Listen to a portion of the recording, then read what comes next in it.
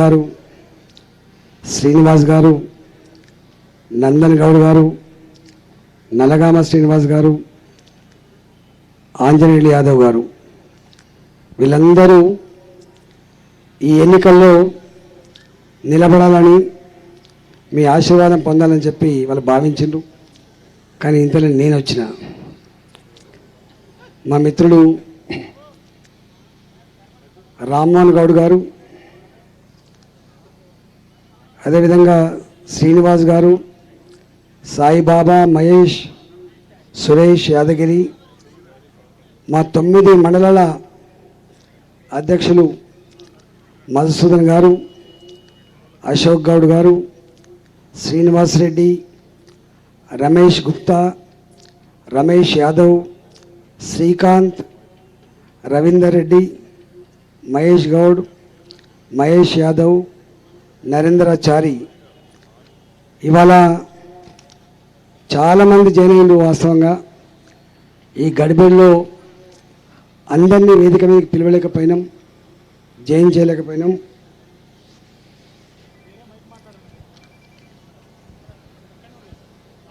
మాట్లాడు ఇవాళ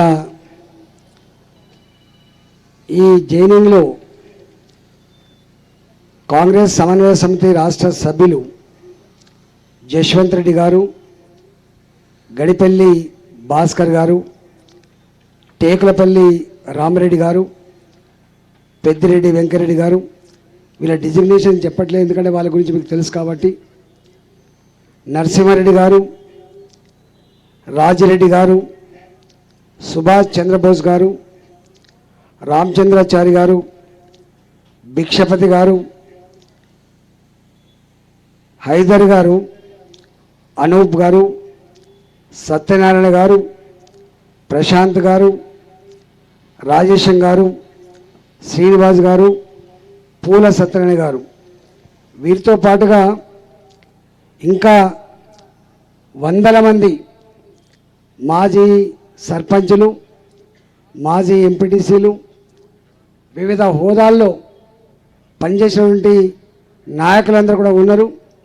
ఈ మీటింగ్ తర్వాత వాళ్ళందరి జైనింగ్ ఉంటుంది, ఎందుకంటే మేము ఇంకా బువ్వ తినలేదు కాబట్టి లేట్ అయిందని చెప్పి మీకు 11 గంటలకు వచ్చి కూర్చున్నారు. మీరు ఇంకా ఎక్కువ టైం ఉండడానికి బాగుండదు కాబట్టి ఈ మీటింగ్ తర్వాత వాళ్ళందరినీ కూడా సాధారణంగా ఆహ్వానిస్తా అని చెప్పి మాట ఇస్తూ, ఇంత గొప్పగా కొత్తగానే అడుగుపెట్టిన ఎక్కడ మొదలైంది? ఒంటి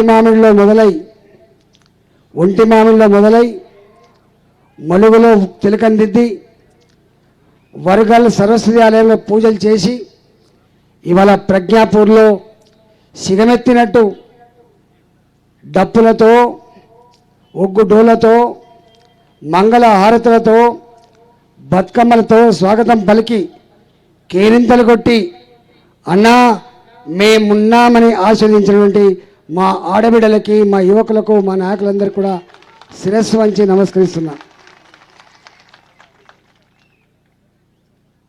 ఇటరానా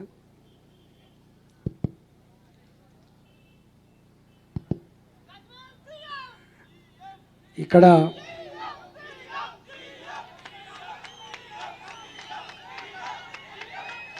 నేను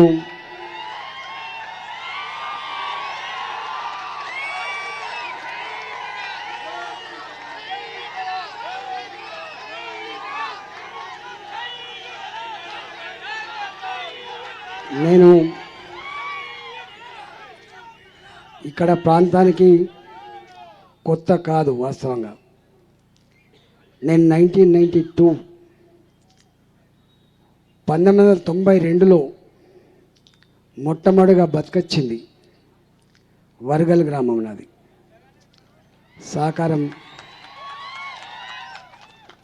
సహకారంలో ఒక ఫామ్ లీజ్ తీసుకొని నా జీవితం మొదలుపెట్టిన. ఆ పక్కకున్న ఊర్లో పెద్ద పౌల్ట్రీ ఫామ్ కట్టుకొని జీవనం కొనసాగించిన.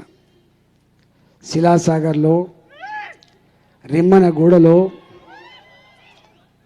కొక్కొండ కొత్తూరులో, అనేక దిక్కుల ఒక 10-12 సంవత్సరాలు, ఆ తర్వాత కూడా నేను పాములు ఉండే కానీ లేను. అనేక సంవత్సరాలు ఈ ప్రాంత రైతులతో సంబంధం కలిగిన బిడ్డను నేను. అతి ముఖ్యమైన అంశం ఏంటంటే, రాధాకృష్ణ దేశపాండే అని టీఆర్ఎస్ పార్టీ జిల్లా అధ్యక్షుడు ఉండే. ఆ అధ్యక్షుడు నా దగ్గర ఈ పని కోసం వచ్చినప్పుడు, పని అంటే ఏదైనా బండ్లు పెట్టి బిడ్డ మీటింగ్ సపోర్ట్ చేయి బిడ్డ అని చెప్పి వచ్చినప్పుడు పరిచయం అయింది. వచ్చి నువ్వు ఇంత అవగాహనతో ఉన్నావు, నువ్వు ఎందుకు టీఆర్ఎస్ ఉద్యమంలో జాయిన్ అయితే లేవు, నువ్వు ఇంత క్లారిటీ ఉన్నది కదా, నీకు పోరాట చరిత్ర ఉంది కదా అని చెప్పి నన్ను అడిగితే మెల్లమెల్ల మాట కలిసి ములుగు మండలం, ములుగు గ్రామం ఫారెస్ట్ గెస్ట్ హౌస్లో నేను జాయిన్ అయినా. 2002లో ములుగులో ఫారెస్ట్ గెస్ట్ హౌస్లో నేను టీఆర్ఎస్ పార్టీలో జాయిన్ అయిన తర్వాత ఒక 1 year దాకా ఇక్కడ తిరిగిన నేను. 1 year దాకా తిరిగిన నేను. తిరిగితే ఆయనే ఇప్పటి ముఖ్యమంత్రి గారు అన్నారు, నువ్వు ఇక్కడే తిరుగుతావా, నీ ఊరు ఎక్కడ అని నన్ను. అంటే నాది హుజురాబాద్, నాది కమలాపూర్. చెప్తే నేను అక్కడికి పోయినా.